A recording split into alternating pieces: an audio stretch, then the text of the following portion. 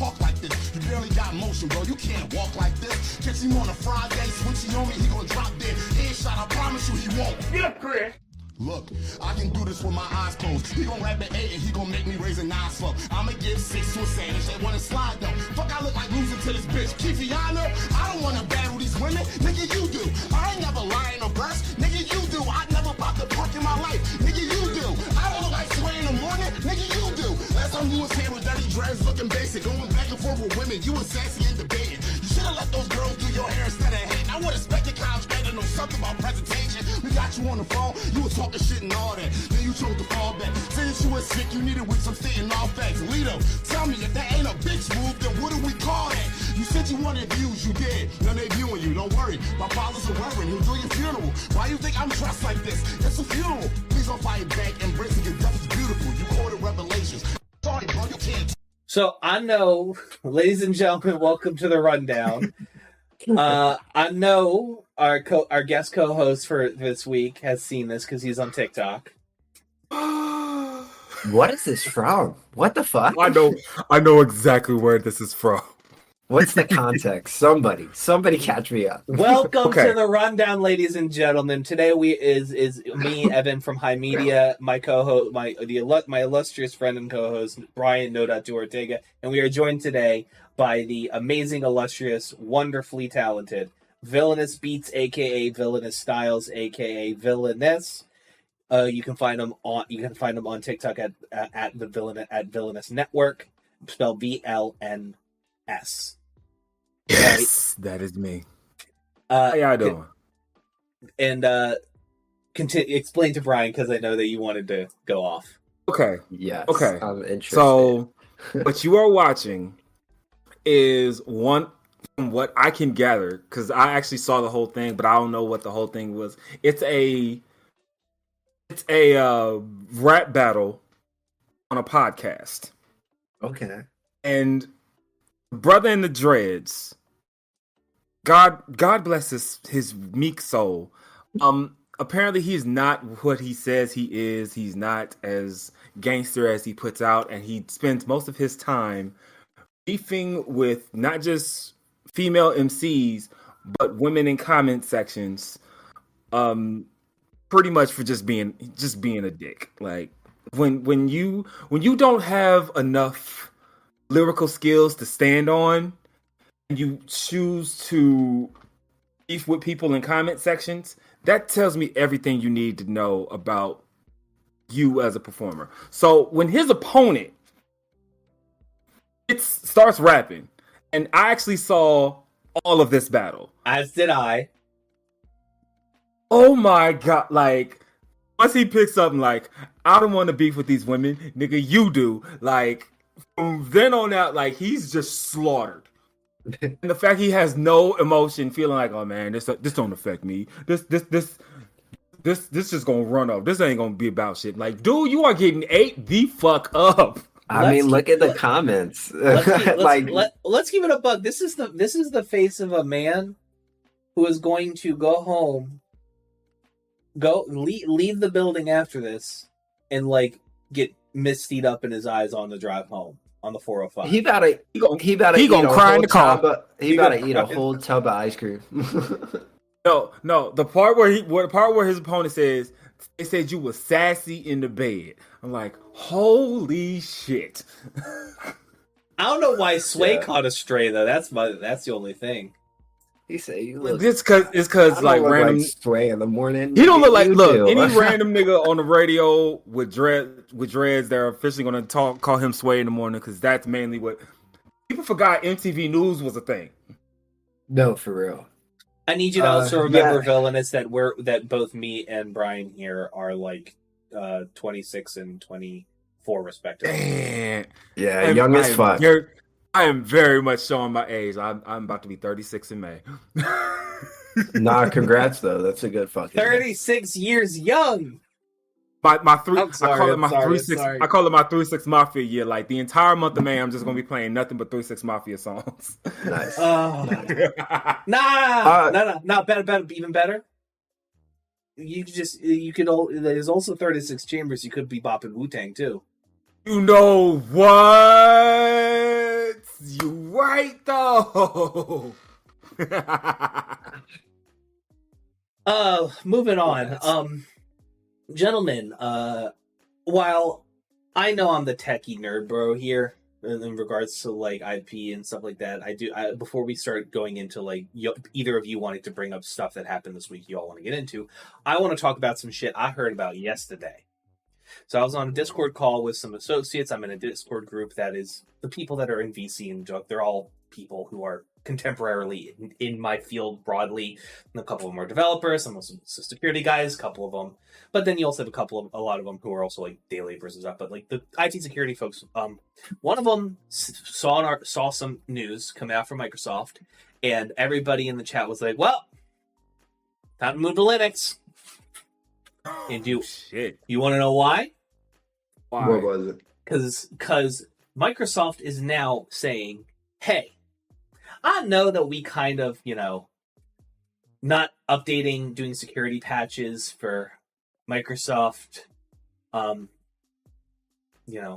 Vista and stuff for his Windows. What was it called?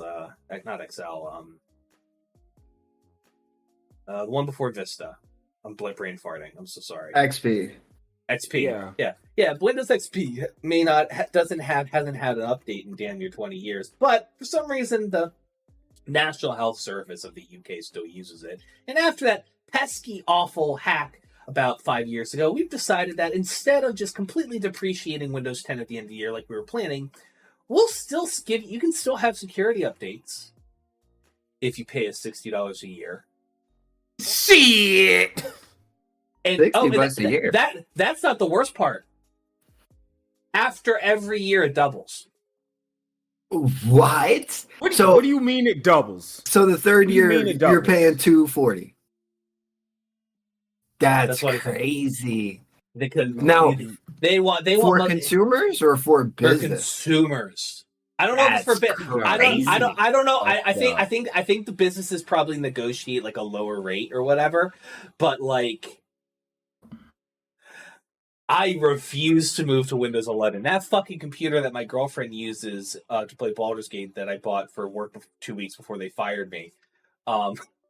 Yeah, right, motherfucker. Goddamn. Yeah, Stick Bros, you're absolutely right. You are absolutely right. That is fucked. So fucked. Yeah, it's so I am at some point over the next 2 weeks going to be dual booting a Linux distro and just sort of like figuring out what I want to do and shit. Because fuck this. So for my brain dead, not understanding technology head ass, what does this actually mean? So if I download I have a Vast, right? I got it from you. You gave me the idea to download it. Yeah. What does that mean for Vast? What that means is what it basically means is for now, nothing. But what's going to happen is that eventually people will find vulnerabilities in Windows 10 to hack into things in more and more egregious ways. And Microsoft will not be patching those vulnerabilities anymore because they're expecting you to move on to Windows 11. I mean, of course. This is going to make me sound shitty. It's obviously fucked up. I'm not defending it at all. I just have Windows 11, so I'm not affected. Still fucked. Like this is right up there. I know I'm probably switching from one evil to another, but this is the equivalent of having a old iPhone and seeing that all of these different glitches and shit's happening only just to get you to move to the newer iPhone. Well, Villainous, I don't want to burst your bubble, but until the iPhone 11 came out, I had an iPhone 6s Plus. Holy shit, you were holding on. Yo, I like my fucking headphone jack and my goddamn charging port separate. I like that it's separate. That's the only reason I wouldn't do it. For 5 years, I wouldn't do it. I absolutely got it. Listen, I recently just got the 15 after holding on to the 12, the 13 for like 4 years. I can't even say Android supremacy in this case because the fucking aux ports are gone out of this shit too. Oh shit. Yeah, they really did that to us. I hated that, dog. I hated that. Now, Apple won't even give you all a charger with your fucking $1,000 phone anymore, neither. No, they won't. Because they assume everybody and their mother got a USB-C cord, and they're not wrong. But also, fuck you, give me one. That's part of the reason why the Justice Department is suing Apple under the Sherman Antitrust Act. Mm-hmm. What is their point about the fucking green messages, though? That I don't understand. Classism. Is that it? Like, because you know those memes from the okay, I hate to bring this up, but you know those memes from the Twilight movie with those uppity ass vampires? Yeah. That's essentially what it feels like. Like when you have an iPhone and you see a green message, you're like, "What is this peasant bullshit?" It's not me, but that's how most. Which is funny, you know what I mean? Because like, Androids have been, as good, or if not, in a lot of cases, fucking Androids have been better than fucking like iPhones in terms of like features, usability, and honestly price for like half a decade at this point. Yep. Like, yeah, I just think the marketability of iPhones is what really did it for people, because there was legitimately no difference between the iPhone and the Galaxy S whatever. You know, the difference is the walled garden. And pragmatically, like, here's the thing: I don't think the idea of a walled garden of Apple is necessarily a bad idea. The problem is that you should be allowed, if you have the desire, need, use case, or knowledge to leave the garden, you should still be able to have that functionality. Stick Bros, real quick. Twilight is a vampire and I was gonna say Wolverine, werewolf movie. It is pretty much a rom-com in the universe of, I'm sorry, I just got a cursed fucking image of like Hugh Jackman and Bella and like Emma Thorne and shit in the fucking forest from the first one. Stop. Yo, could you imagine? Yeah, I'm about to Photoshop that shit. It's bro. bad enough. It's bad enough that there's a whole thing with Wolverine and Squirrel Girl bumping uglies. I don't want to see Isn't that. she 16? Isn't she 16? Yes. Hold on. Isn't Squirrel Girl like 16 and Wolverine like ancient? Yes. He's like over 100, yeah. Over 1,000 shit. Over 100 is putting it lightly. Like he's been through revolutionary. I'm going off of MCU. Yes. He's been through world wars. Wars. Just to keep it on revolutionary. Just to keep it on comics, because I know fuck all about like Marvel stuff and DC stuff, just because I'm not a comic. That's comic stuff is not my nerd realm. I don't respect Wolverine because I saw the fucking panel where him and She-Hulk are fighting an abominable snowman, and she's like, "Hey, yo, you want to get a drink later?" Implicit like, "Yo, I want to fuck you because you can regenerate and you're hot." And he says to her, "Nah, I don't want Dreadnought sloppy seconds." And I'm like, and she's like, "I didn't fuck him." And I'm like, first of all, L ratio. Well, see, like, dog. I don't fucking know. That's dude. Like, I'm gonna say this, and Villainous, if you are an avid comic reader, I think you'll agree with me. I feel like comics are the best example of superheroes acting like real life people. Yeah, but like, depending on what series it is and who's writing it, absolutely. Yeah, because especially when it comes to She-Hulk. She-Hulk is like okay. We will talk about all day about how good or bad the She-Hulk series was, but one thing I will argue to my grave is She-Hulk series is damn near on par with how she is in the fucking comics. Which to be fair, like at that point, it's like that's all most people really want at that point, and that just means that like the fucking incels don't like She-Hulk's character because they don't believe. Like, wait, who is She-Hulk? Who's this? What are they pandering to? They're pandering. Like, motherfucker, read the fucking comics and you'll know who she is. Well, to bring this subject to somebody that should be as hated as She-Hulk was, what's y'all's opinion on Diddy? Diddy did it. I mean, me and Brian covered an abridged version of the fucking Cat Williams Shannon Sharp interview from a while ago, and like Cat Williams said it himself, like Diddy likes to party, and you got to tell him no. Tell him no. Okay, so if I can't be abridged about Diddy, there's no way I can be abridged about Diddy. Go off. We've known this man's been the devil for 20 fucking years.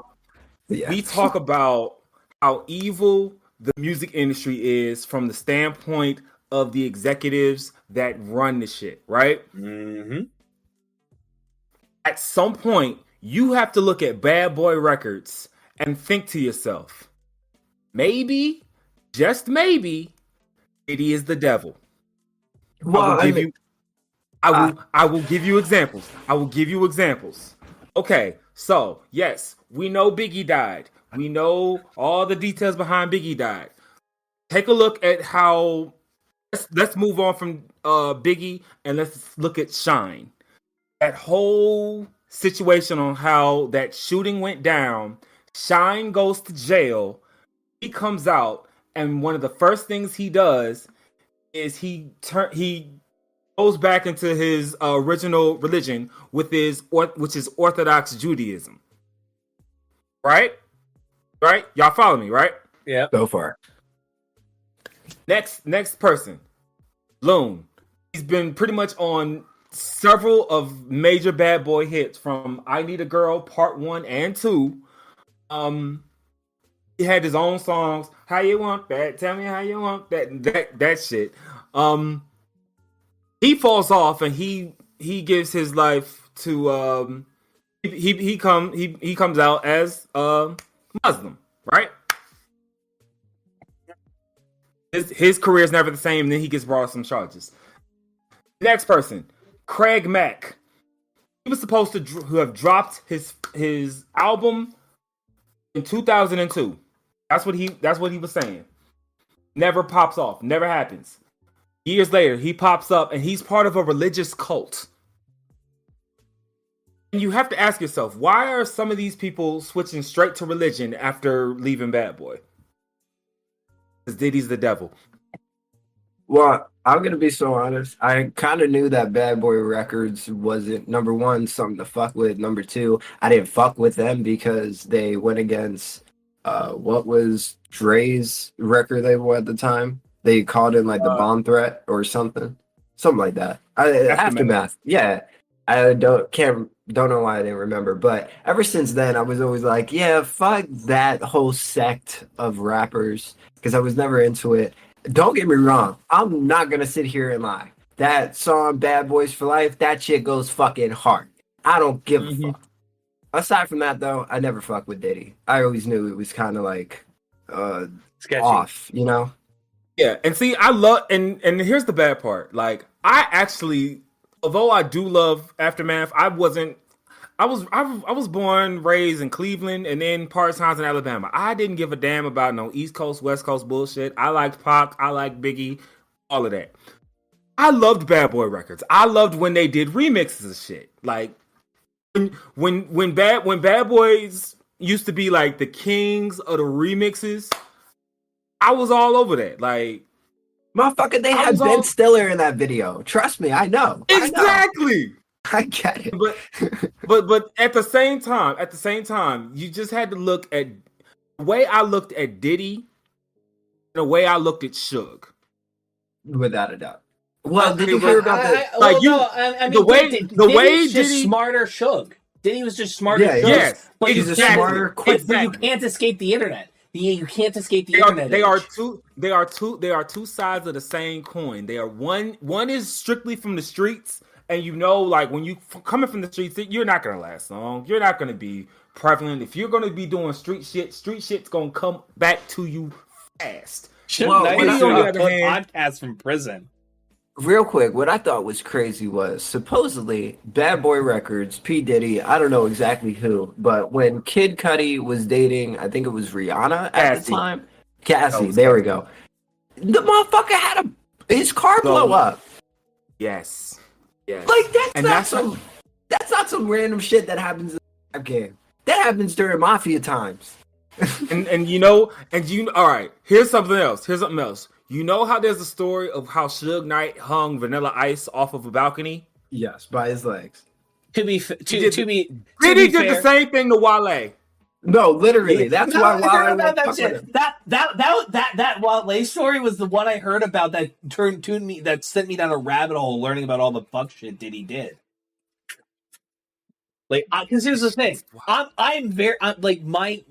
I don't listen to I didn't listen to a lot of hip hop growing up. My stepdad was the one who got me into hip hop because before he married my mom, he was married to a black woman, so he exposed me to a Tribe Called Quest, The Far Side, shit like that, and so I'm very much I like 90s shit, you know what I mean, and but I don't really know too much about the politics of everything that was going on. I know some, not a lot. I'm not well versed in it, and I'm did he always was just I would hear shit oh, he's rich and he's just a mogul or whatever. Everything I heard is the vibe I got from him, from hearing people talk about him and shit, is he's just he's a little off-putting, but whatever, you know what I mean.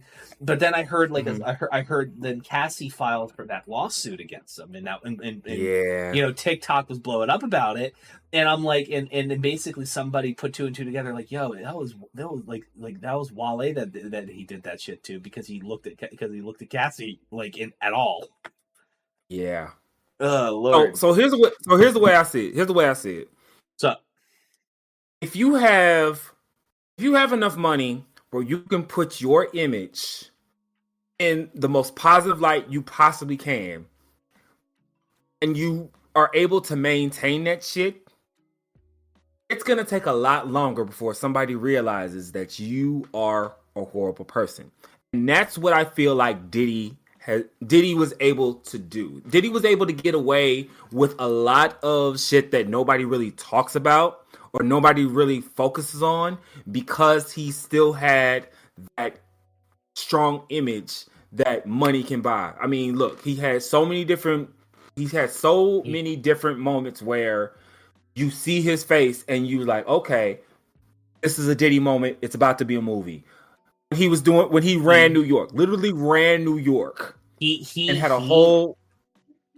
The difference between the reason why Suge Knight got nailed before Diddy did was because Diddy started using shit like NDAs and all that to get people wrapped up, and B, Diddy puts money in people's pockets. Yep. Diddy's signature on a check is the only way a lot of people are able to feed their families. Suge Knight, and also, real quick, Evan. Yeah. People forget also with Suge Knight, this nigga was literally, confessing to murder on ABC. He went on Jimmy Kimmel. He went on Jimmy Kimmel Live and talked about how he gave AIDS to fucking Eazy-E. Are we gonna pretend that's not the reason why? You could put anything in a needle. Motherfucker, why would you say that on television? Yeah, because it's that's also Diddy's smarter Suge Knight. Without a doubt. He also paid motherfuckers to stick around. Snoop Dogg left Death Row. I was about to say Lynch Mob for a second. Big mix up on that. Big Lynch Mob is Ice Cube's label.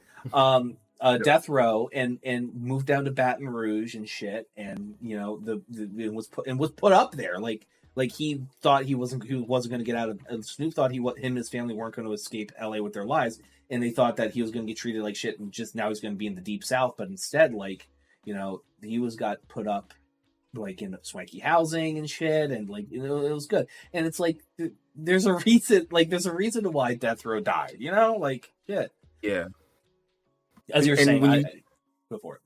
Yeah, and then all right. So the way I always see it, if and also another thing, Suge was not afraid to get his own hands dirty, and I think that's one of his biggest downfalls. Because the fact that he tried to run over Bone Clee Bone Sloan, one of the dopest actors, activists, and one of the best blood gang members of the West Coast, for what he does for families, for neighborhoods. Like, if we gotta compare him to anything, like if Tukey was alive and he wasn't in jail, he would be doing what Bone Sloan was doing. And the fact that Suge felt the need to try to run this man over, yeah, it's and thinks he can get away with that shit. Well, Velnus, I want to ask you a question. What do you feel about this phenomenon that a lot of people I'll say that the black community goes immediately to the defense of these people whenever this shit happens? I personally find it annoying as all hell. It's so fucking annoying because why are we... Okay. All right. I'm just saying it should have been a rap for Kanye after he said slavery was a choice, and that was over a decade ago. Honestly, should have been long time ago. But no, like we always are wanting to say that this celebrity is a leader.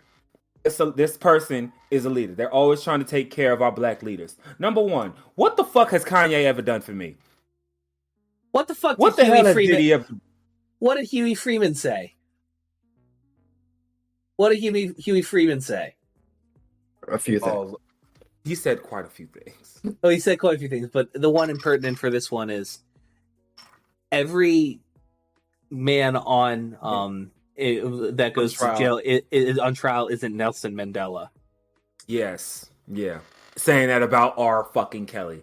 No, that's who I was talking about for real. I was like, how are y'all defending a man that is a monster? Not only to women in general, but black women.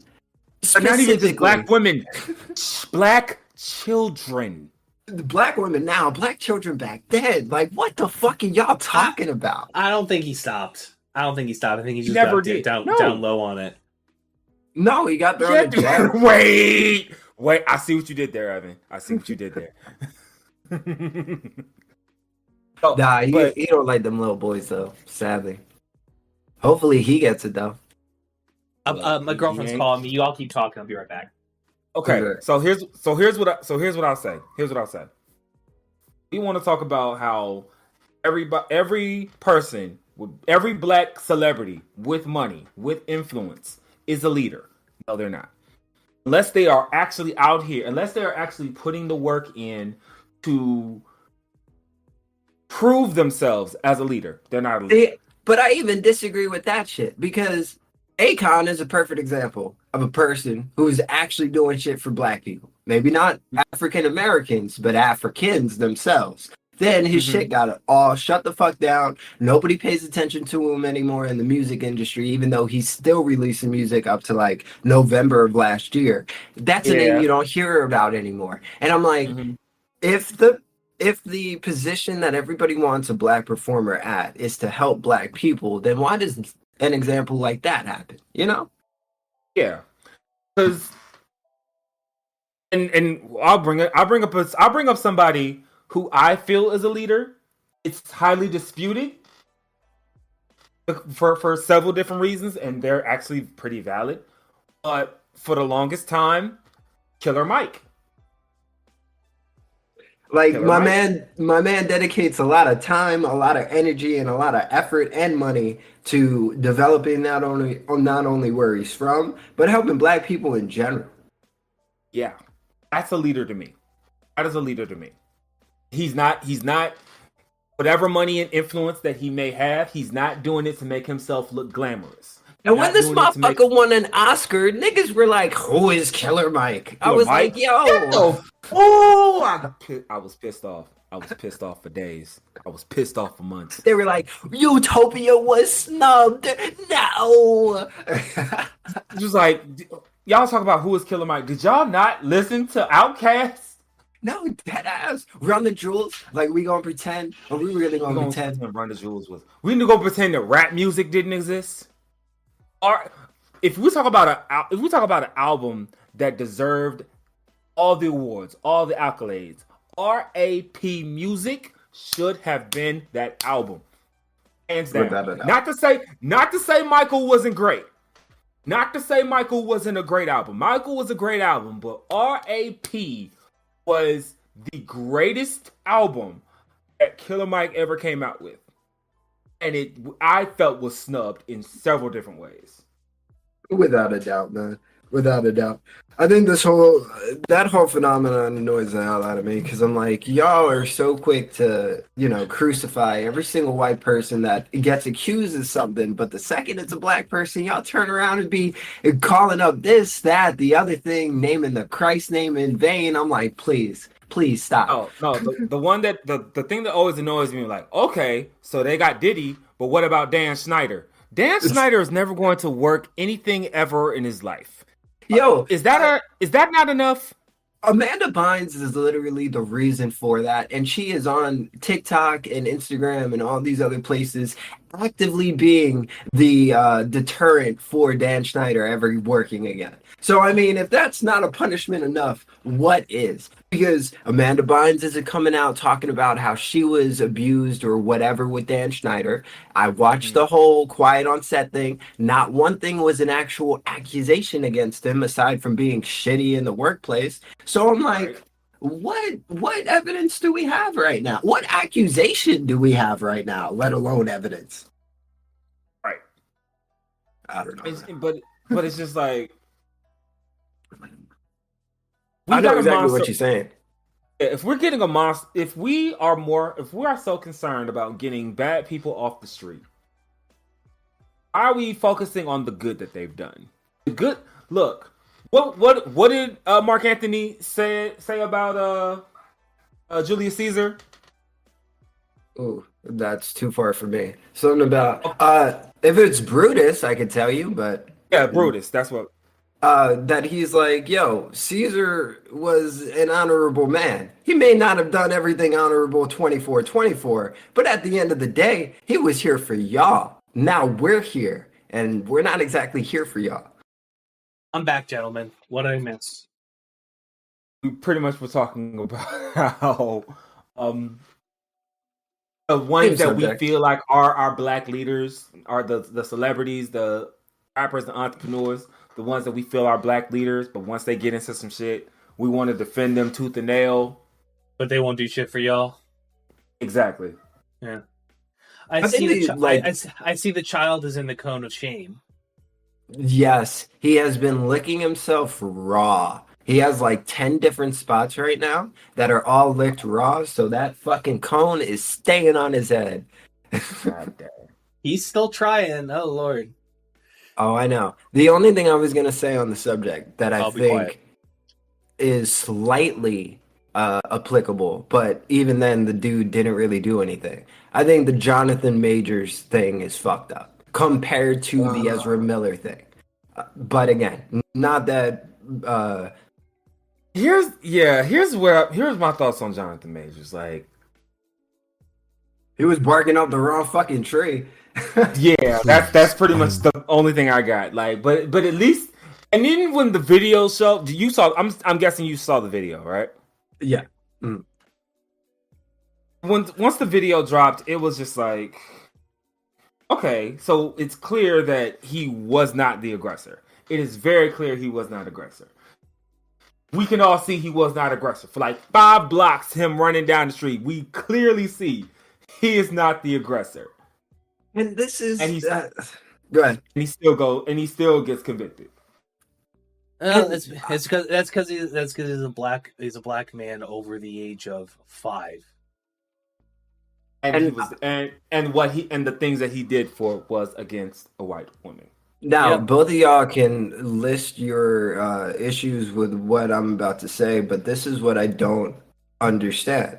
If we are in a day and age where we are, equal, or we're trying to attain equity among, both sex of gender, both sex of sex, not gender, because that's the spectrum.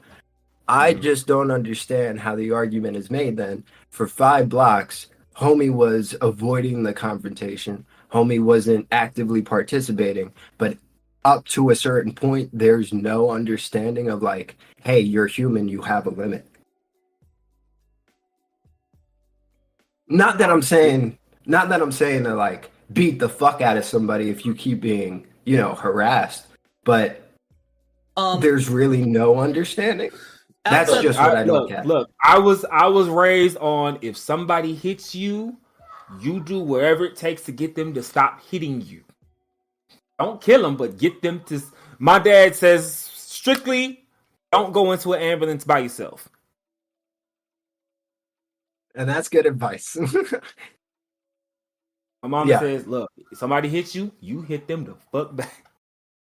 Because, and I'm just bringing this up, she never faced any assault charge, harassment, anything, right? Well, Nope, I think not at all. I will say though, I think that is also like you also have the you also have to bring the progressive stack into that, where it's like you have a black man and a white woman. Like the the root of fascism in this country is rooted in white men's insecurity and desire to control women, and the trope of the tall, dangerous, angry black man taking your white women away. Angry black buck. Yep, has been it's. You can see it in every. You can see similar things in every fascist movement all over the world. Hindi men say that about Pakistani men. Korean men say that about basically any. Korean and Japanese people say it basically about any fucking foreigner. I think though what I walk away with is if something that backwards, racist, traditionalist, however you want to call it, is considered progressive, then there are quite a few credible arguments to the idea of progressionism. I don't think it's progressive. Like, you have to remember that, like, that's what happened there. What the progressive stack is the concept of 5 to 6 things, and the level of adversity you have in society is based off of how many of these characters you have. I do a modified stack, which starts with class. Are you poor? And then, are you a man or a woman? Are you what race are you? Do you have a different gender identity? Do you have a different sexual or the more of those that in the higher up you go on the stack, the more of a pain in the ass it is to exist in this country. Are you disabled? Shit like that. So let me take it out of progressivism. But what I'm just saying is, if that's considered the more I'm gonna say more progressive as alternatively conservatively, that's the more. It has nothing to do with progressivism. The Jonathan Majors thing was. Evan, you're not understanding what I'm saying. I'm saying progression in society. If the utopian idea is for us to be equitable in all these things, and progressive not meaning liberal progressivism, but just progressivism in general. I'm saying, how does something so backwards become something that we're trying to achieve? That's all I'm saying. Well, it's because with the Jonathan Majors situation, the hang up there isn't, Well, like I made the argument that since he was a straight man, it's a racial. I understand, but hold on, thing. because he was a straight man, he got no backlash whatsoever. But because Ezra Miller is not a straight man, he was able to still be the lead in his movies. That cannot just be also a race thing, because you got to look at the fact that, hey, one is considered this, the other is considered that. There is obviously a discrepancy between how these people identify, and therefore there was a discrepancy on how these people were received. Well, here's what but to be clear about the Ezra Miller thing is that he was the backbone of all of the DC executives' attempt to kind of reboot the DC cinematic universe into Same thing something. with Marvel. He was literally going to be the next Thanos.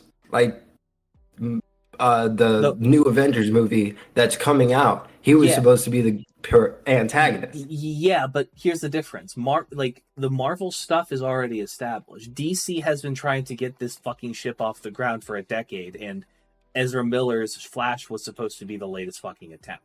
It's like, you know what? And then when you also think about it, you also got to take in consideration that although we hate it. Flash was a lot better written than anything that we've really seen involving DC. I disagree wholeheartedly. Did you not see Loki season 1? Yeah. Like that alone, I think Major takes fucking Miller any day. Yeah. I mean, I've seen the clips. But even then, when you get to season 2 of it, it's just like, where did it go? Okay. And then Quantumania. Sure, we had. They really made Kane look very weak. I mean, if you're going up against comparatively to the comics, without a doubt. But I mean, that's every Marvel character. Everybody's nerfed. Ultron in the MCU. did not. Yeah. Ultron is the only one because he was in one movie where he got to be the antagonist, as opposed to him being developed over like 10 to 15 years and then inevitably becoming the biggest thing. That's why like Thanos doesn't compare it to the comics. Also, I will say though, I just fucking love James Spader. Yeah. Like as an actor, he's just so fucking as a good. voiceover. James Spader is just like, who is he? No matter the what actor for who? James Spader was the actor for Ultron. He also played Alan Shore in Boston Legal, and is the only reason that show is fucking watchable. And not only that, he's Raymond Reddington in The Blacklist. And don't get me started on when he was on The Office. Yeah, he's Mr. California. Robert California. Yeah. Robert California. Like he was so like whether it's drama or comedy, like. Well, it's like I've watched interviews of him on late night shows and stuff, and like the funny thing is that he just plays different versions of himself. Yes, I get that. You know who's in? I'm watching Parks and Rec with my girl right now. She's making me watch it. You know who's in that? Who? Get Bob's Burger. He's like a guest star, and he sounds exactly like him. It's crazy. I think he has a stand-up, which is really fucking funny. Oh wow! Okay.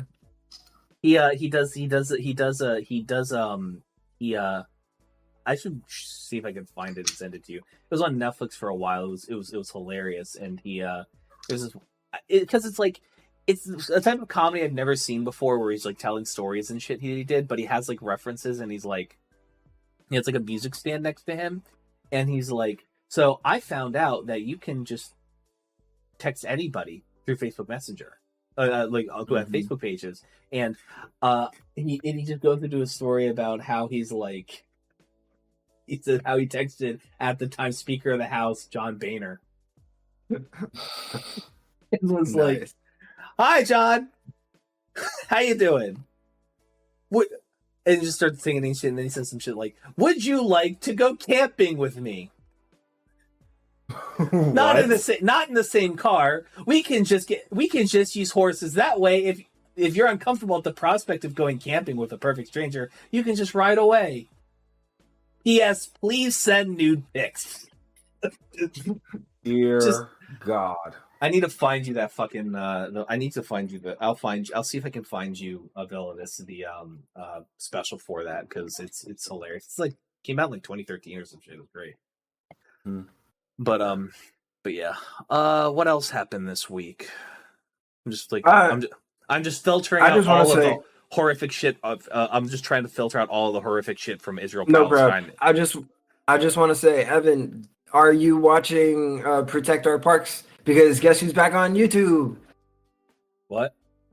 Rogan's back on YouTube. You should watch Protect Our Parks. I don't.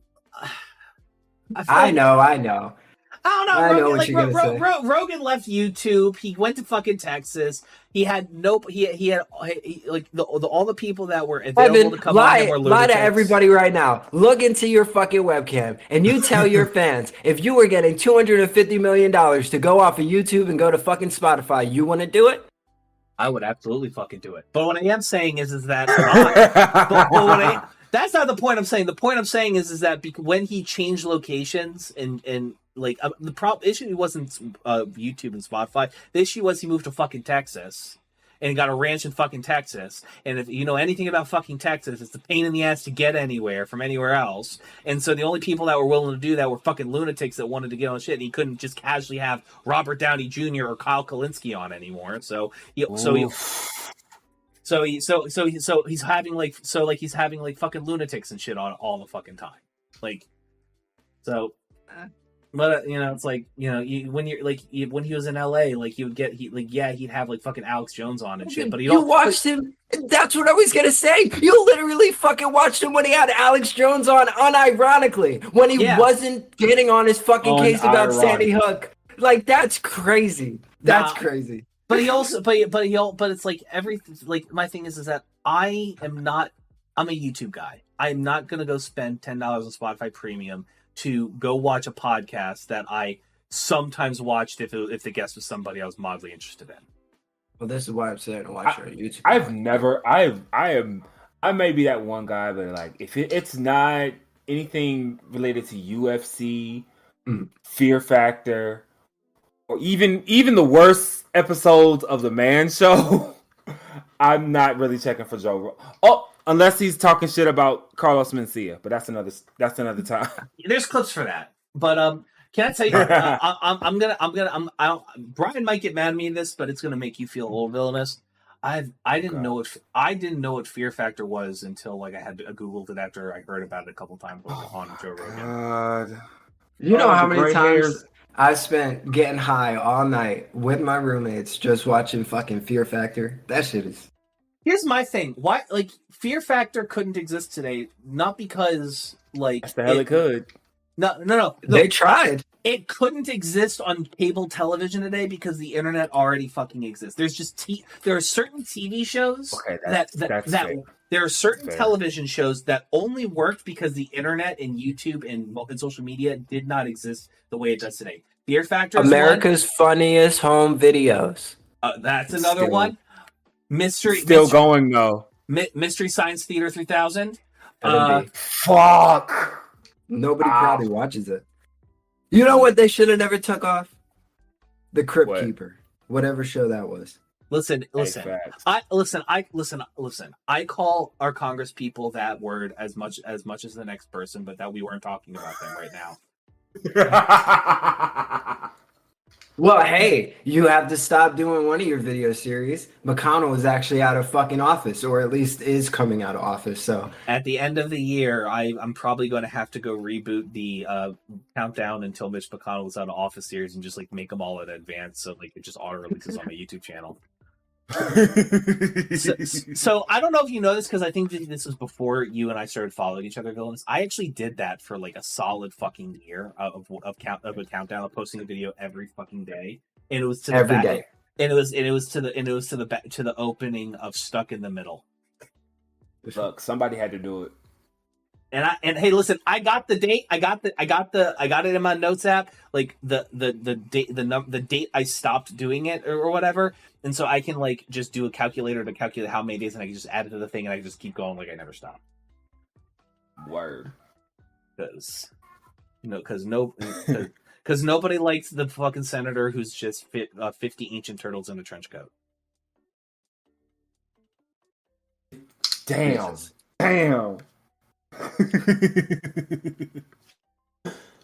right though. You're absolutely right though. Do y'all remember that fucking scene of the Simpsons where Mr. Burns goes to the doctor and they basically try to like fucking put a needle in his arm and it goes through that shit? Yeah, I remember that. I don't need to tell the rest of the joke. It's implied. You sure don't, but we know. We all know.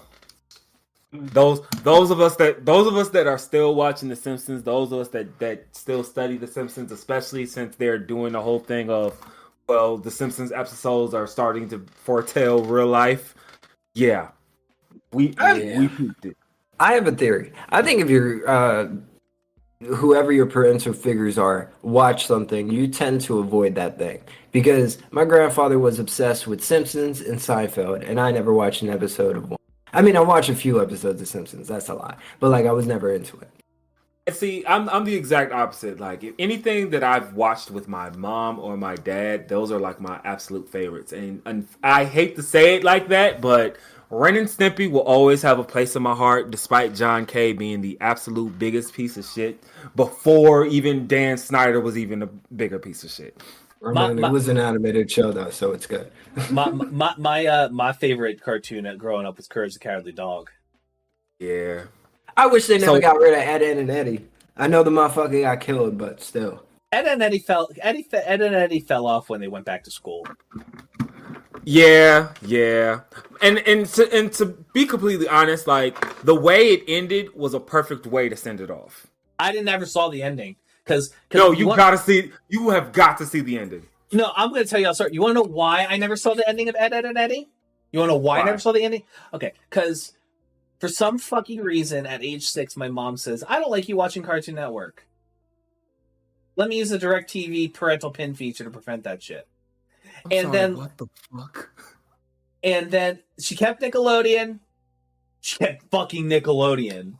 No cartoon. Oh my god! Nickelodeon, right, and Disney Channel, but not Nickelodeon. See, the irony is. Well, so Evan, disgusting. do you know this? That the guy who I'm not. Let me finish, and then you can go on that tangent. But and then like I was like, and then like randomly, like we were just sitting. I was like scrolling through like the TV while my mom was on her phone, and I was like 16 years old. Like sit like at fucking 7:03 and shit, like, you know, Brian, and I was just like, and I land on Cartoon Network, and I've instinctively like skipped past it because I know it's blocked for years, but then I like stop on, I'm like, hey mom, I'm 16, and she's like, okay, and I'm like, can I watch Cartoon Network now? And she was like, yes, I don't remember the pin. I knew that was going to be happening. But I was going to say, did you know that the guy who essayed in, Dan Snyder? Drake Bell. No. Brian Peck, yeah. Yeah, he also, I'm pretty sure he worked on Sweet Life. Shit. We watched that shit the other day. Yeah, he was on Sweet Life with Zach and Cody. Yo, you fucking kidding me? You know what? Either that doesn't him, surprise me. That doesn't either surprise me. him or the other Predator that was on set for Nickelodeon. They had him on Sweet Life of Zach and Cody. They said it in that documentary. Yo, please tell me. I shouldn't have said don't watch it, but maybe I do want Meadow to watch Poor Things because I want her. She wants to watch it, and she's gonna watch it whether or not I watch it with her. Okay, I want her, if she's down for it, 1 week after she sees it, to just hop on here and for like 10, 20 minutes, I just want to pick her brain about it. Because Villainous, this fucking movie is horrible. It is all about... I need to watch it because my best friend out in AZ was telling me like I need to watch it. If you like Emma Stone and if you think she's sexy, you're going to watch her get fucked for like 2 hours, so go off. But aside from that... Do not watch this movie. I'm gonna be honest. That's not gonna happen because I don't need. Why not? Because I don't. Why need not? No. Just to talk about the fucking movie. I don't want to talk about any of this bullshit that they claim. It's not a feminist film. I'm not going to talk about feminism because it's not a feminist film. Yes. Go ahead. I'm not going to give you an answer to that until she watches it and I gauge her reaction to it because if she doesn't like it, then maybe. Because if she's got a different read on it than you, I am not going to subject myself to her frustrations after you're picking her brain for 10 minutes on some If bullshit. she has a different read from me and my 2 girl roommates, then go the fuck off. Then I want her to make a review video so I can understand what the fuck the movie is about. I'm not about to. Listen. I love you. I'm not letting you throw a fucking Molotov in my bed. Fuck you. Look. That's fair. That's So fair. just tell me very quickly if this sounds like a feminist movie to you, my nigga. Okay, Can we not Just I don't listen. want to talk about feminism on this podcast. All right. Like, I'm just saying yes or no, and then I'll give it up. It's about the fucking movie. Evan, shut the fuck up. Anyway, the fucking movie. The movie It's not a is good all look, about. but not It's a good all look. about a fucking bitch who's pregnant, who kills herself because she's in an abusive relationship. There is a scientist who takes the baby's brain, puts it into the older woman's brain who's now dead. She discovers sex like 20 minutes into the movie, and the rest of the movie is all about her fucking. That is the movie. Dear God, that is not a feminist film. That is absurdism at its finest. It It's sounds a like surrealist film. It It sounds like looks nice. It sounds like art house porn. It is. God That's what I'm damn. trying to say. That's why I'm like, definitively, without a doubt, there are so many better films that discover womanhood. If the claim of this movie, Fleabag is an excellent example of that. because I watched this movie, fucking Barbie is a perfect example of that. Like, it's so fucking insulting. Easy A is a better movie than that. Literally, and that has Emma Stone. I still want to Oh watch. shit! I didn't even see. I still want to watch Barbie. I still want to. I haven't seen it. I want to see it. Barbie's I a good movie. I thought it was good for what it was going for, without a doubt. I know exactly what it was going to be. It didn't surprise me at all, but it wasn't bad. It definitely did. It definitely did not disappoint. And I got the point of what it was trying to do. I think my one critique is they don't need to make it its whole universe, and I think that's what they're trying to do. The Hasbro fucking fuck that. I will say though, anything that gets Ben Shapiro's bee in a bonnet is probably something I would like.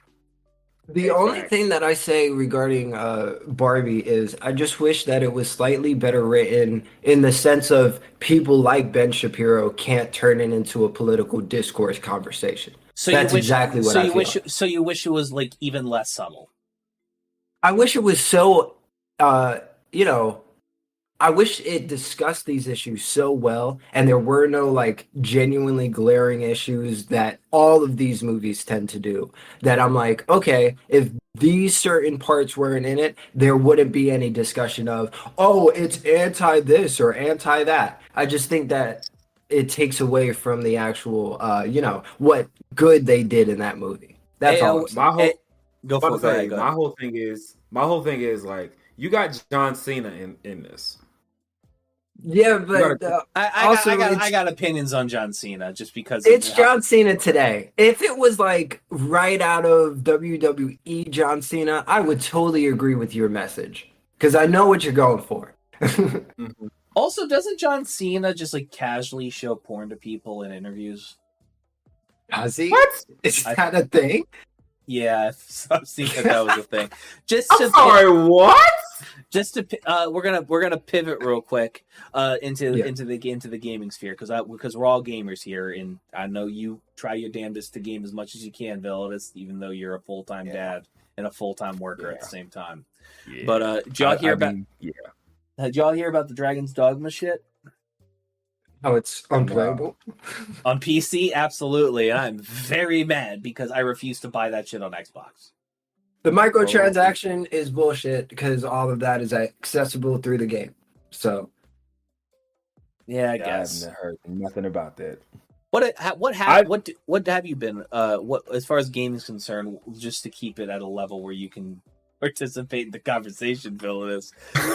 What have you been playing, and and any random thoughts on any of gaming in the last week or so?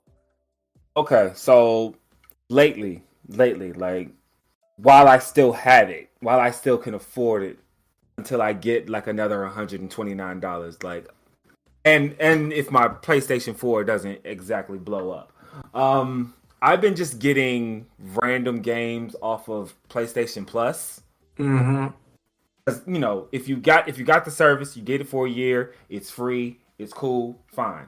I recently picked up the games that I recently picked up. I picked up Vampire. Ooh, interesting. So I love games like that where it really messes with your whole moral code. 'Cause I know you probably saw my whole spiel about me doing Detroit Beyond Human. Yeah, I remember that a while ago. Give me one. Yeah, so y'all keep talking. The missus is calling again. Yeah, Okay. so that was a whole thing. I played that game. That game is fun. Yeah, so recently I've been doing Vampire. I'm in the middle. I'm in a good thick of it, and it's so much fun to me. But I've also yeah. Go ahead. But I've also been. But I also got Sifu. Sifu feels unplayable. Yo, right? Like there's something off about it. Like trying to get the combinations down. Like it just like you're doing the shit. You feel yourself doing the shit, but it doesn't register. Don't get into fighting games. Do not. And then there's a moment where I feel like I'm controlling him right, but it feels like it's going into a stick drift moment, and it's not. Because I don't have that issue with any other game but that one. So, in my opinion, Sifu feels unplayable to me. And like I want to finish it, but the way I've been frustrated trying to get through the first major arc of that shit, it turned me off in a major way. Alvin, did you play Sifu? Yeah, I think he's still on the phone. Still on the phone. Yeah. Oh yeah. Sorry about that. No. My girlfriend in the other room called me, so I'll tell you guys why, and it'll be funny afterwards. But just to answer your question, Brian. I didn't play Sifu. Not particular. I'm not a big fighting game fan by and large. I do like platform fighters, but even then, that's only just Smash. Mm-hmm. So not particularly. My friend Uriah spoke very highly of Sifu. I don't feel comfortable commenting on it. I heard very, very good things about Sifu from Uriah. You know, maybe at a later date, I could if you, Villainous, and him are on a podcast, I could rebroach this subject and have a wider discussion about it in the game. But for the time being, though, not anything in particular. Unfortunately, it's not like it's not for me. The subject matter of it and the whole concept of it was interesting, and that was the whole reason why I got it. Because anything that feels like an old school kung fu movie with the usual, the cliche of you killed my master, you killed my dad, I now gotta come here and wreck your shit. I was always gonna be for that. Yeah. But when it came down to playing it, I just like I got the hang of it for the most part, but when approximately 3 times a week I have unprotected sex with your mother. I'm sorry. I try. I'm sorry. I was gonna cue that up for later. I was trying to pause it, but it would not pause. That was immaculate timing. I'm so sorry. I gotta ask, what do you think of this PlayStation Essential tier? Because these games really do be sucking. I mean, how they define what is essential is question. No. I'm just talking about the monthly games. Yeah. Same. Okay. What they feel is essential.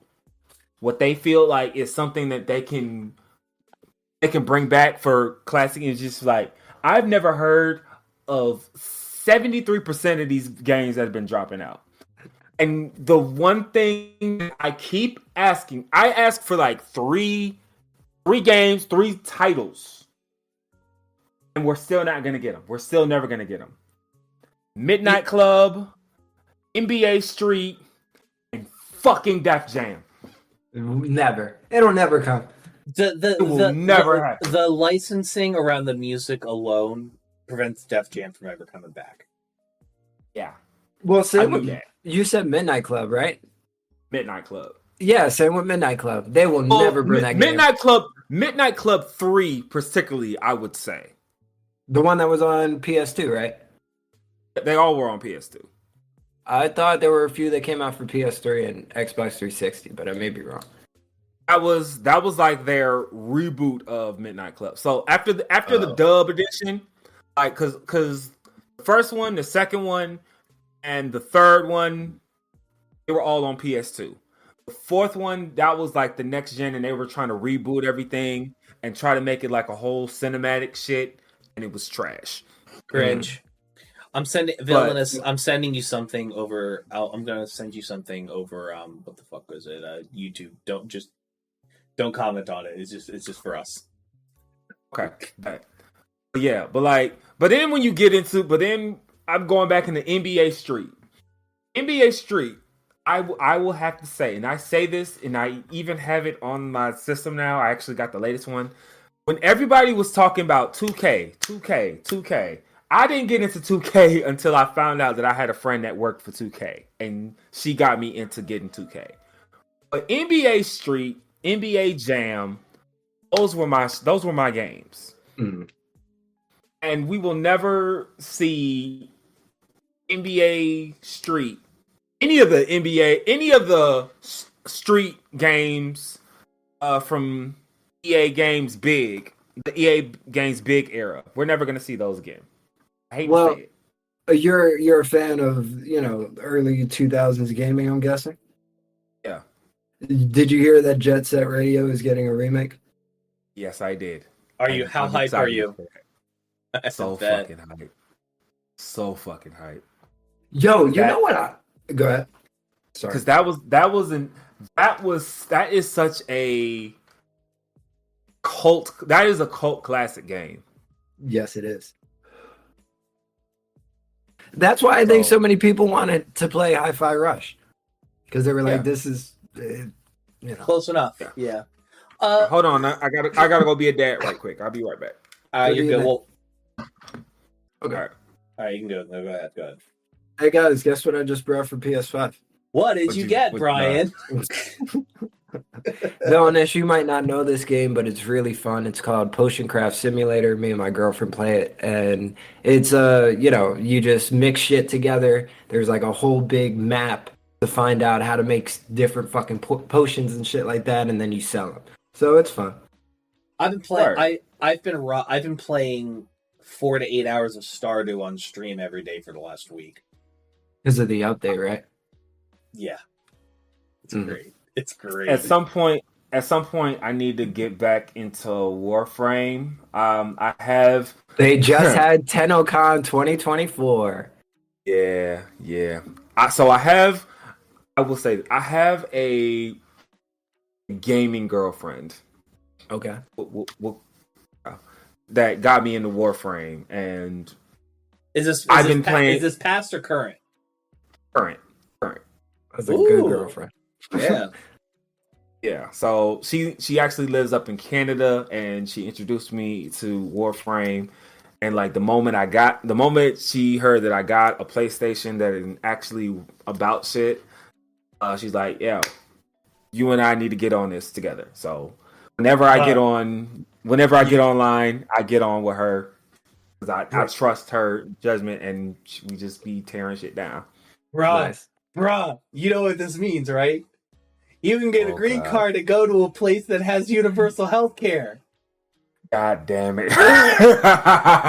You son of a bitch.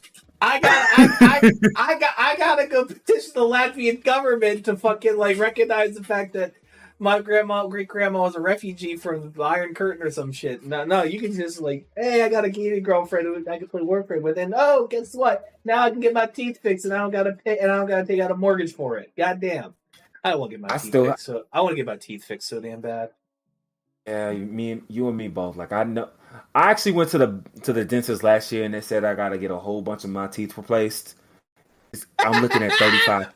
Fuck you! I'm just gonna eat on the right side of my mouth now. No, literally. No, I can't do that anymore. Dog, dentistry. I feel like that's the biggest fucking scam out here, yo. No, the fact that we as a society consider dentistry cosmetic when it's literally like a huge part of your health and people A have necessity. like the fact that I applied for Medicare and I can't get that is it Medicare or paid for people that aren't crypt keepers? Paid. Whatever. Both, regardless. Well, I applied for Medicaid from the government, right? As an interim, right? And like they say you can get dentistry as included until you're 21. I'm like, motherfucker, I still have teeth. Literally. What do you think we're doing? What do you think we're doing after 21? Just absorbing the food into our faces through osmosis? What the fuck? We rub it all over our pores and it just absorbs. Are we absorbing it through fucking bad Doctor Who CGI? Like, what the fuck? Are we just putting it in? Are we telepathically getting our nutrients through our minds? Guys, everybody knows you eat through your ass like South Park. South Park said it. Mr. Yeah, I don't know what the Handy, fuck. Christmas food. I don't know what the fuck they got going on. Like, I have a dentist insurance that's like $16 a fucking month. God forbid I have one cavity, it doesn't cover it. And I'm like, what the fuck are y'all doing then? I swear to God, if I get far enough in my field where I make good money, or this fucking YouTube podcast and shit pops off, I'm going to be the most pain in the ass like donor for fucking healthcare lobbies on the planet. Because if there's one, because like the fact when I saw that the federal government mandates that we must take 30% of your income out of your EBT benefits, I'm like, you sent me $250. Wait, what the fuck? What are you saying? What's that, Evan? So I got EBT, right? Because I'm unemployed and I've been unemployed for a while and I need the help and shit like that, right? Okay. No overhead. I'm not paying rent. I'm not paying for utilities. Nothing. I'm living where I'm living for free. By the good graces of my girlfriend's dad. I'm very thankful. So no income in. How I've been paying my bills up until this point has been over on credit because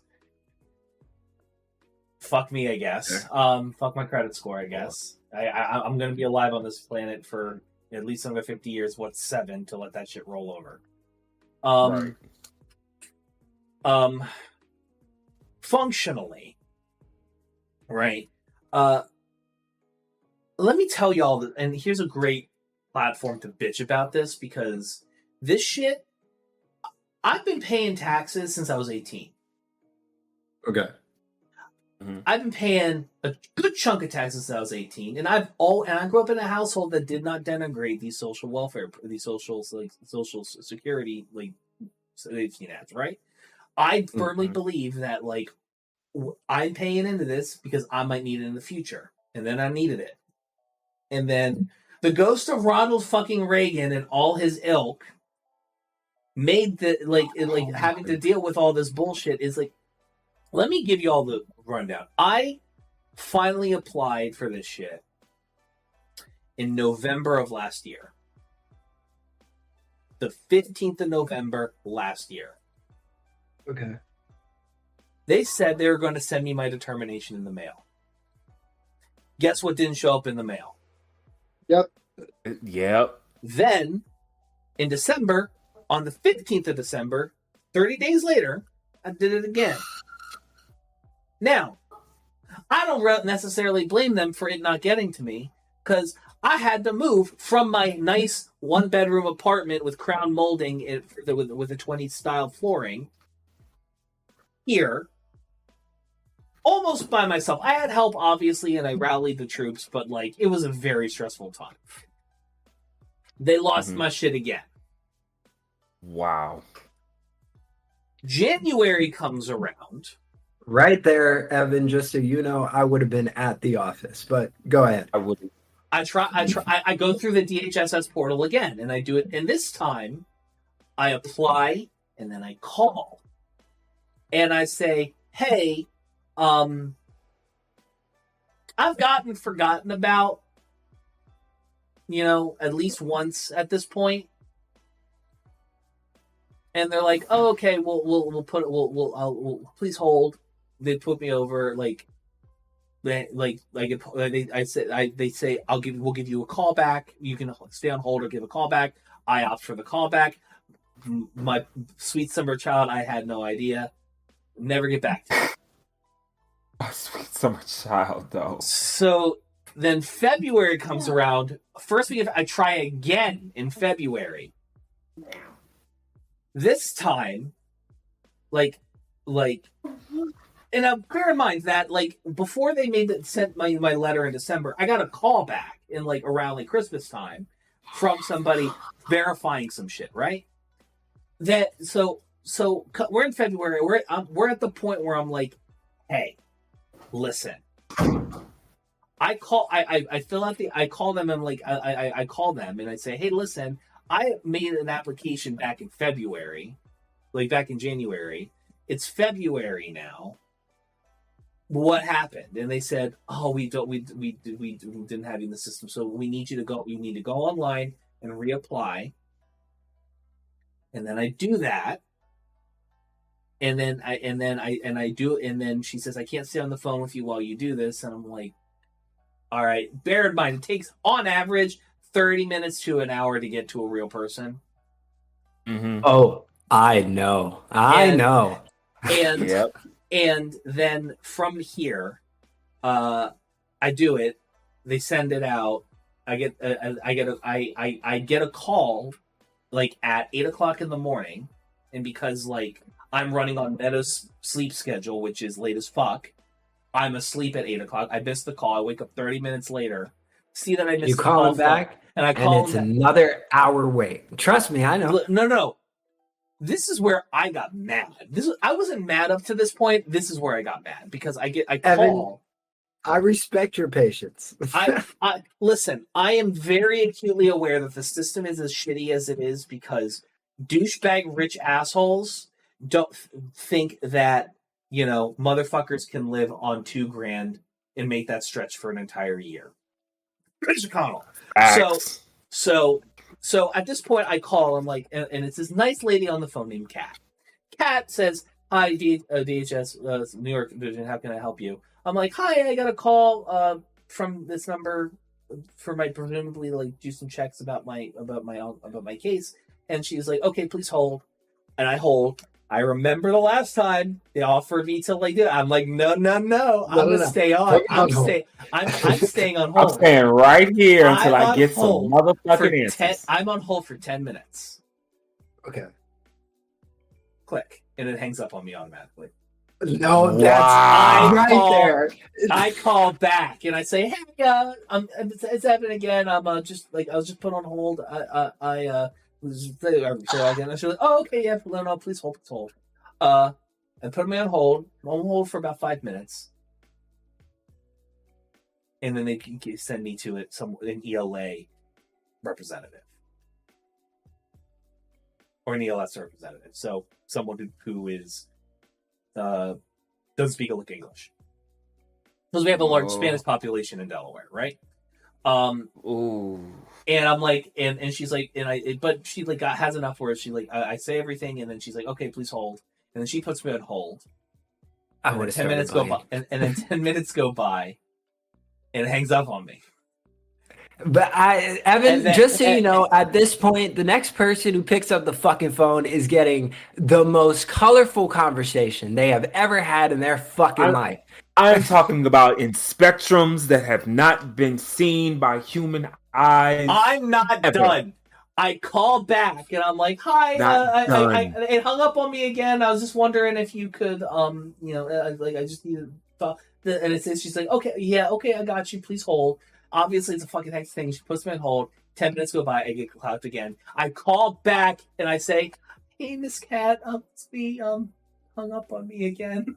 And she was like, "Oh my God, I'm so sorry. Let me patch you in and let me just do something real quick and not put you on and hold, and then I get sent to the inbox of somebody, and I leave a message That person then subsequently gets back to me 2 hours later and says, "Hey, I was trying to get a hold of you." And by the way, the person who was vetting, she had to ask a couple questions to vet my case and stuff. That woman was the exact same woman who did a call with me back in December. What? Bug it. Bug it. Right. And so I'm like, oh, okay. And she's like, hey, I'm like, hey, listen, like I've been like lost like 3-4 times at this point. Like I explained to her, I'm like, can you like put a note in my file for, when they get to my case to please shoot me a call first, just so I can, so that doesn't happen again. She's like, yeah, of course, I got you. And she did that, which is great. And so then what ends up happening is I get a call from my case agent. Everything's fine from there. Granted, it's still I got the confirmation letter for this shit. I got confirmed for this shit. I still had to like send in my driver's license, like an ID. I still had to send in a letter confirming I'm living at this bitch rent free with a DocuSign because Neto's dad doesn't want to fucking come down from his new family up in PA. Oof. But I got everything, and I didn't get, and that the stuff was postmarked for like the stuff was like a printed, the date on it was the 27th. I didn't get this shit until 2 days ago. Jesus. So more or less, so everything I'm taking from this, as far as like getting like healthcare and getting like some food assistance, once I dig myself out of this pit and once I get over this speed bump over the course of my life, I am never gonna. I don't care if how much money I make. I don't care how successful I am. I am going to be at every fucking town hall where they're trying to touch that shit. I'm like, you better fuck. Oh, great! We have a surplus this year. Awesome. Hire more motherfuckers to man the phones at DHS. That part. Yo, you don't understand. When I was applying for fucking EBT out here, I was half tempted to go to the fucking governor and be like, motherfucker, what are we doing? What are we doing? Because this process makes you want to shave your head. Because here's the thing. Because I've heard of so many horror stories, and I feel like I've missed out on every horror story when it came down to getting food stamps. I got food stamps when I was doing grad school, right? All I had to do was go to this sketchy ass part of Ohio, into the sketchy ass building that looked like it was about to fall down by the next time the wind blew, talk with somebody face to face, fill out a form, and the next thing you know, I got my card in 7 business days with $200 a month. You want to hear the process? Be nice. Real quick, you just want to hear a little bit of the process I fucking went through? Fire away. It took about 2 to 3 months for me to actually get confirmed by the time these fuckers actually answer the goddamn phone, right? Right. Then they messed up my EBT, changed the amount to more, found out that I could possibly be found to like owe them. And I was like, yo, hold on, wait. I never applied for more benefits. Y'all gave it to me out of nowhere. And if y'all come to the conclusion that I was over issued fucking EBT, then y'all are going to ask for it in money payments. So like, let's not do that. Go through the process in the backlog and make sure that the system didn't fuck up, because I'm not paying y'all niggas a dime. That's exactly what I told him over the phone. Literally for the next 3 months, I was receiving too much EBT. They never said anything about it. And mind you, every day I was calling these motherfuckers like, yo, y'all definitely got everything okay? Y'all got everything okay? And sometimes I would get workers that said, oh yeah, you don't have to pay it back. Sometimes I would get workers that said you have to pay it all back. So then I was like, what the fuck am I supposed to do? What am I supposed to do? So then by like December, I want to say... Those latter folks, they must have routed you to a call center in Orange County.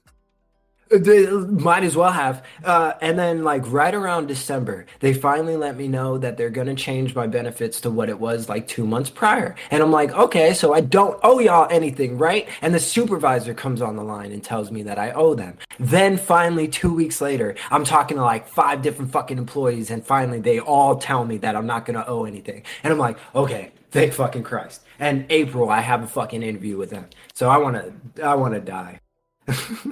This shit is so annoying.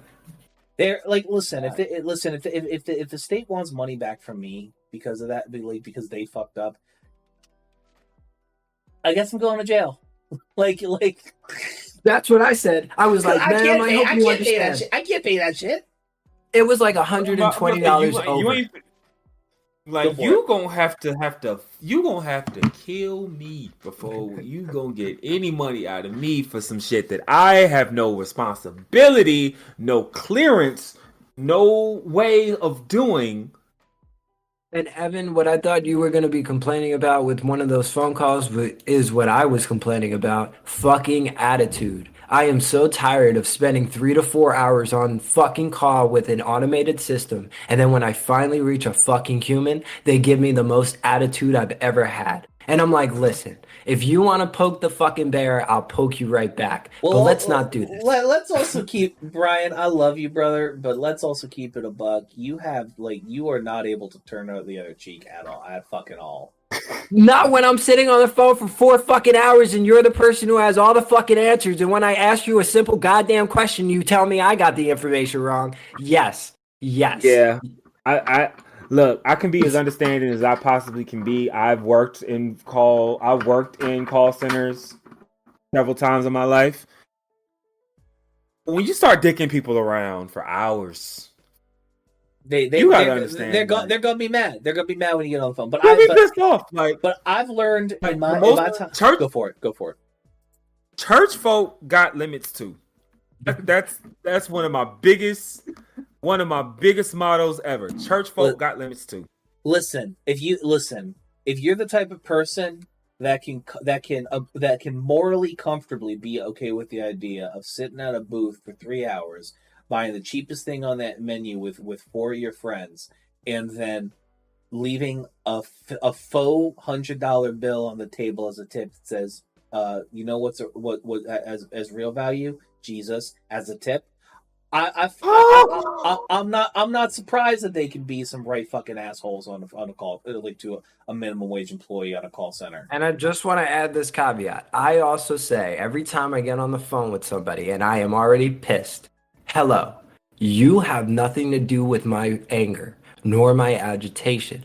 However, you sadly are the one who picked up. And I apologize for my anger, but you are the, voice for this right now. You are my representative right now. I apologize, but it is what it is. Can I pitch you something you should say instead that sounds a little less hostile? Let's see. I might adopt it. I might not. Listen, I apologize if I come off as angry, irritated, or crude. I am not angry at you. I'm mad at the situation. I'm mad. I'm sorry. Yeah, that's literally what I'm saying to that. That is my man. I say this, and this is pretty much my own bias coming out, but maybe because I've been surrounded by them all my life, they know exactly how to calm me down. The moment I find out that I'm talking to a black woman, an older black woman, whatever I'm mad about, I'm like, can I have a hug, Grandma, please? Exactly. Because if it's a whole black woman who's calling me baby, sure. All it takes is for him to say, "Babe, let me help you out, babe." Without a doubt. Fuck. That's it. Yeah, that was kind of. I will break down. Like, can I come over and cook you food? I'll be like, that would be really nice. I'm having a hard day. I'm having a hard day. I don't want to be an adult anymore. I want to watch. Well, I want to sit at your feet while you watch Wheel of Fortune. Well, I will say this. Exactly. Part of the reason why I've gotten so fucking annoyed with this shit is because I've tried to do I'm on the verge of tears. I really need somebody to help me out with this shit. When me and my roommates were trying to all get EBT together, because they fucking told us that's how we should do it. That's when I was like, sadness doesn't work anymore, because they just kept saying reapply or your information is wrong, and it wasn't. So Yeah, you're also in California that has like LA alone has a population like the size of like 10 times more of fucking Wilmington, let alone the whole fucking state of Delaware. yeah. Me and Brian, we're not gonna get into what it looks like in Kent, Ohio. yeah. Well, also Ohio is like the throne city of the Republican Party. So That part. Cleveland, yeah. Which is Do wild y'all to have me. more people? Ohio has more people than Delaware, though, right? I know Delaware has a little bit over 750,000 people living in it. Yeah. That's one not even 1/3 of Cleveland. Jesus. Delaware population. That's one thing about Delaware that like people that just I don't fucking get. Like everybody thinks everybody in Delaware thinks they got ops. I'm like, you're in Delaware, bruh. Chill the fuck out. Yeah, Delaware all your ops.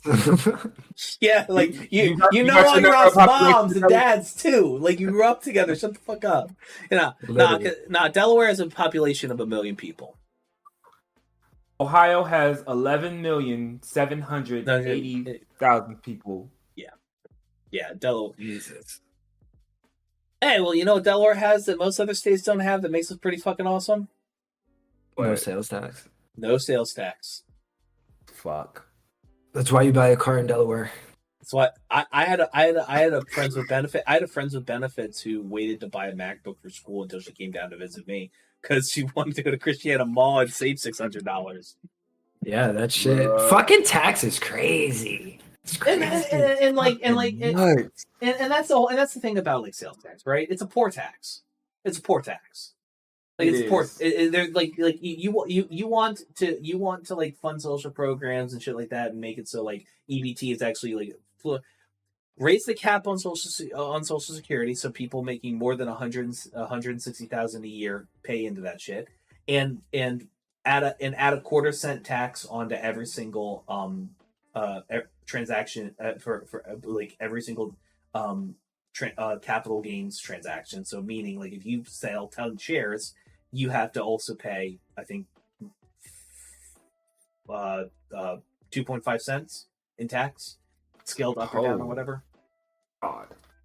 Yeah, that's why most CEOs and billionaires and shit like that live off of stock, sell it, and then it's because it's called borrow buy die. It's the tax evasion thing that a lot of billionaires do. You borrow. You borrow against the assets that you own. So Jeff Bezos will borrow against his Amazon stock, and then he will buy more assets with it. Or it's buy borrow die. It's like you will buy assets that you can then borrow money against, money that you get, which is then tax free, which you can then use to buy more assets and repeat as much as you want, and then you die. And then you can pass on all of that to your children through a living trust. Completely bypassing the estate tax entirely. Very quickly, I have been prairie dogging for like the last hour. How long do we want to keep going for? I actually got to get up for work in the morning. All right, so we'll wrap it up. Ladies and gentlemen, this has been The Rundown. Thank you so much. Hold on. Before we leave, we didn't talk about the thing that you wanted to talk about. And I know we were supposed to act like I was surprised to talk about it, but we didn't talk about it, and we need to talk about it. You know what I'm talking about.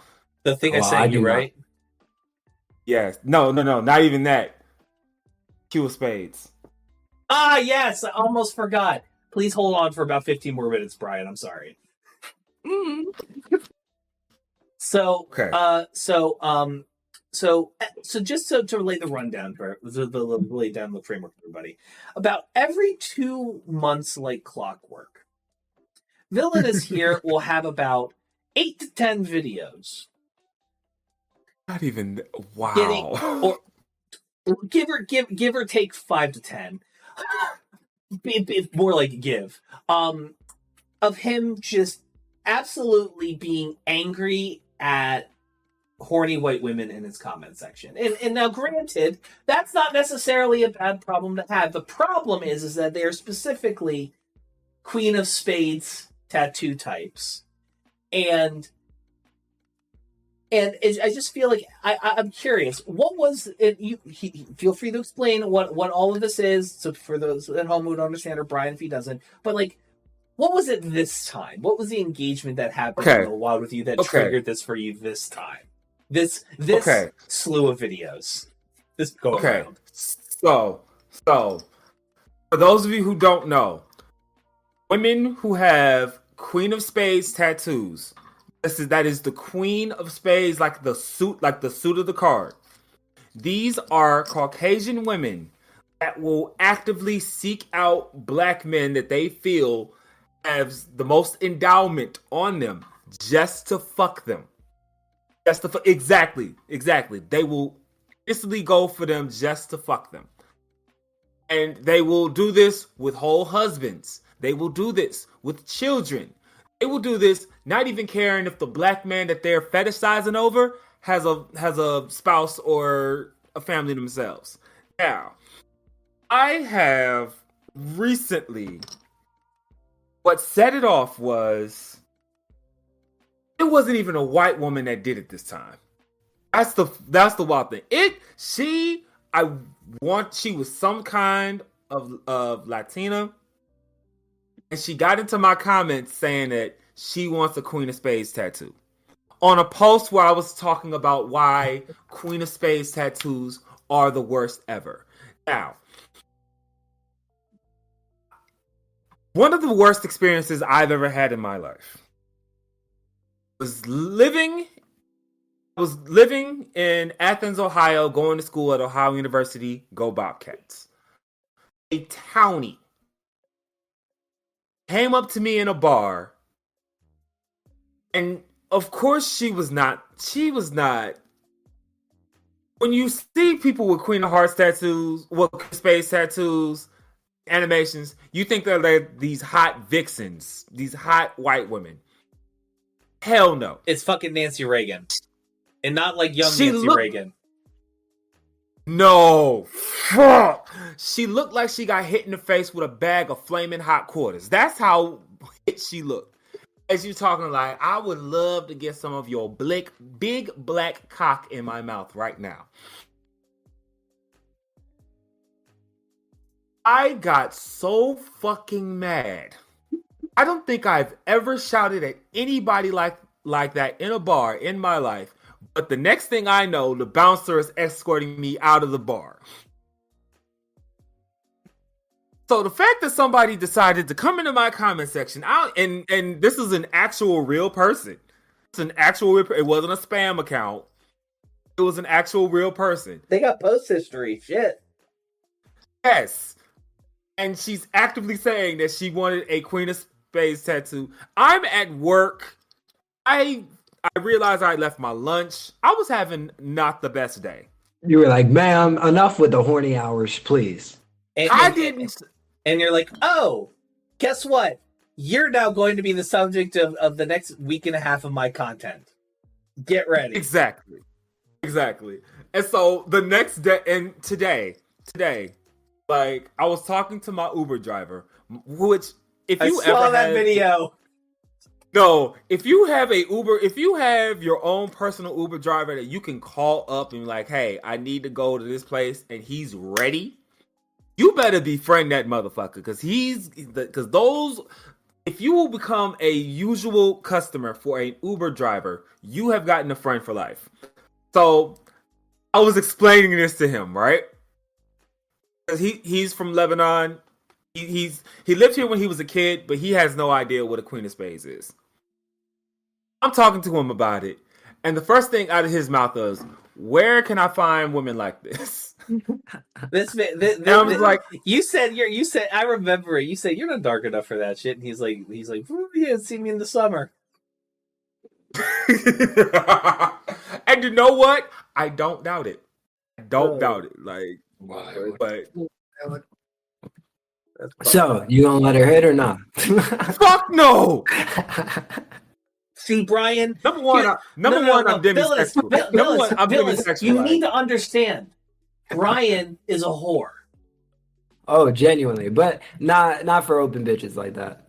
Yeah, and to put myself completely out there, so everybody knows, I'm demisexual. I need to know you.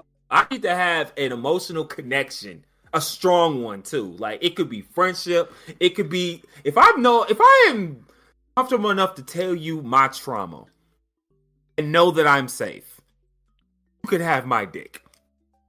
But if you just some random hoe out in TikTok land coming to my comments talking about you want a Queen of Spades tattoo, you think you getting any inch of me, you out of your goddamn mind.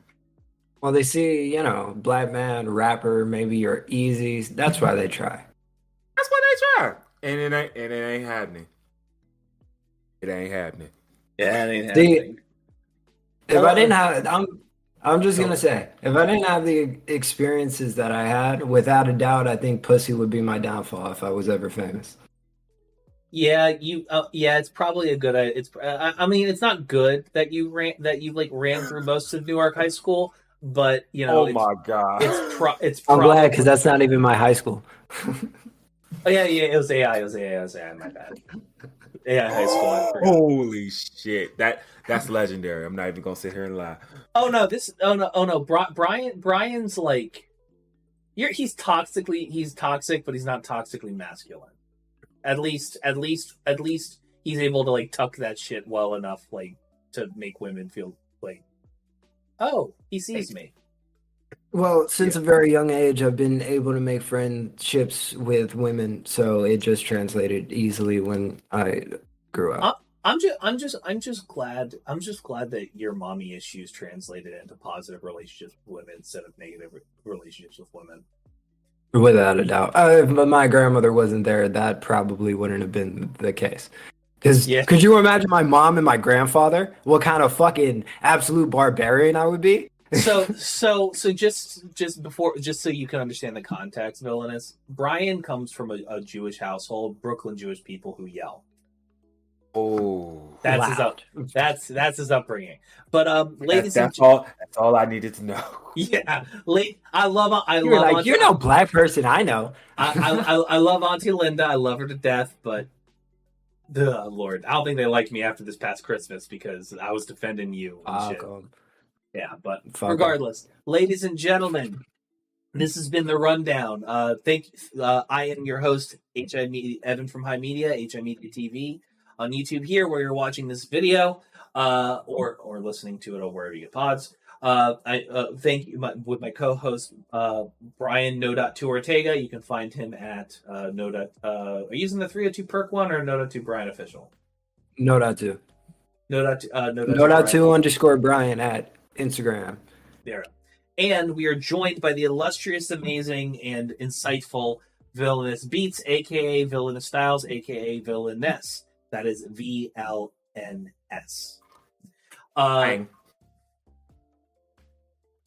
Did I spell it wrong? Nope, you did. Oh, you spelled it right. You spelled it right. Okay, just making sure. I'm sorry. It's late. It's late. I'm trying to get you all out of here. But stick around for just a little bit before we go to talk just a tiny bit of shop before we bounce off. But ladies and gentlemen, thank you so much for watching the show. If you want to support us, really support my broke ass, please go down to this link, HIMedia.gg/tip.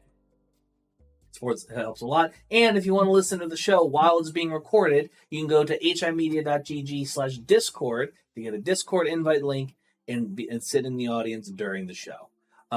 Villainous, thank you so much for joining us as a guest co-host this week. We hope to have you again given availability. And ladies and gentlemen, have a wonderful rest of your week. We'll see you guys next time.